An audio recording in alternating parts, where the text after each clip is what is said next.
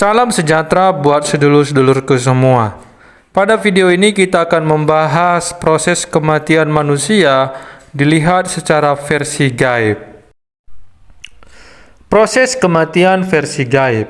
1. Pertama kali manusia mati, rohnya belum keluar dari jasadnya. Yang sudah habis adalah energi kehidupannya dalam tubuh. Itulah sebabnya mayat jadi dingin dan kaku, tapi rohnya tetap masih di jasadnya beberapa jam. 2. Ketika rohnya mulai sadar bahwa dia tidak melekat lagi ke tubuh, roh manusia tadi keluar jasad. Nah, disinilah dia mulai bingung dan rohnya itu bisa melihat jasadnya sendiri.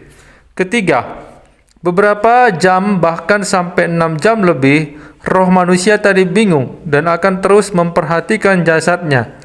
Roh manusia tadi juga akan melihat manusia atau kerabatnya yang membesuk atau mendoakannya, termasuk dia tahu pelayat itu ikhlas mendoakannya atau tidak, dan dia juga tahu siapa saja yang membencinya dan menyayanginya. 4. Setelah mayat dikuburkan, roh tadi tidak ikut ke kuburan, tapi dia tetap di rumahnya sambil memikirkan nasibnya. Nanti pelan-pelan dia akan mulai mencari celah masuk alam roh. Jika ada leluhurnya yang ahli gaib atau ahli roh dan memiliki kekuatan sukma, biasanya roh tadi akan dijemput dan dikenalkan kepada dunia alam roh. Jika leluhurnya tidak ada yang ahli, maka dia akan mencari sendiri dunia alam roh. Ada yang gagal, ada yang berhasil mencari dimensi alam roh. Jika gagal, dia tetap di alam manusia. Jadi, kepada Anda semua, sedulur-sedulurku, jika keluarga Anda wafat, sebaiknya jangan buru-buru menguburkannya. Biarkan beberapa jam dulu mayatnya di dunia nyata. Kasihan jika langsung dikubur, sebab rohnya terkadang masih dalam jasadnya. Khusus yang mati kecelakaan dan mati mendadak biasanya akan menjadi arwah penasaran di lokasi dia kecelakaan, sebab matinya terkejut dan sedulur papatnya yang dua belum sempat menyatu ke pancernya. Beda dengan orang yang sebelumnya sedulur papatnya sudah menyatu, tidak akan penasaran arwahnya. Mulailah Anda belajar pelan-pelan agar kalian kelak wafat tidak bingung atau tersesat. Jangan terima begitu saja cerita orang-orang yang belum pernah melihat alam roh.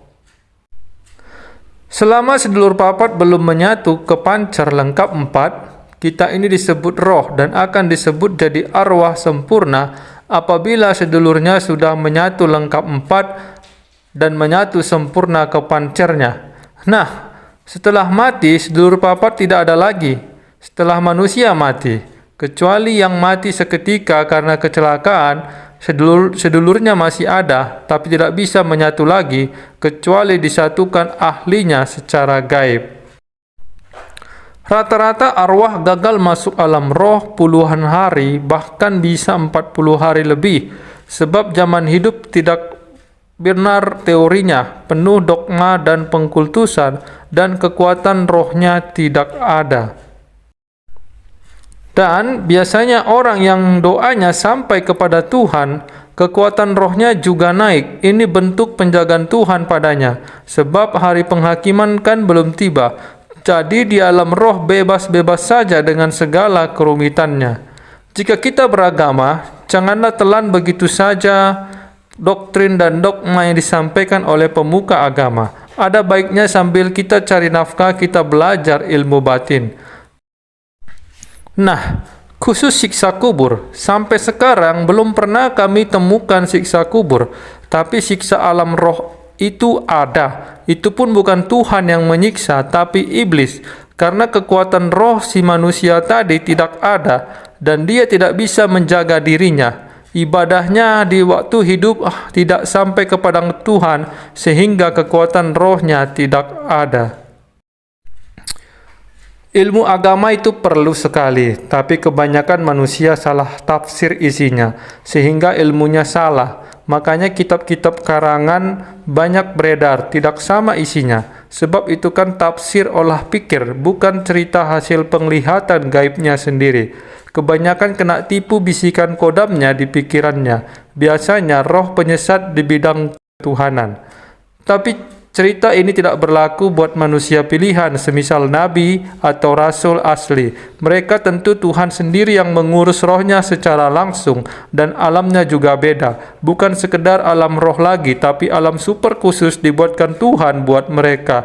Status ini hanya berlaku buat manusia biasa kayak kita-kita saja.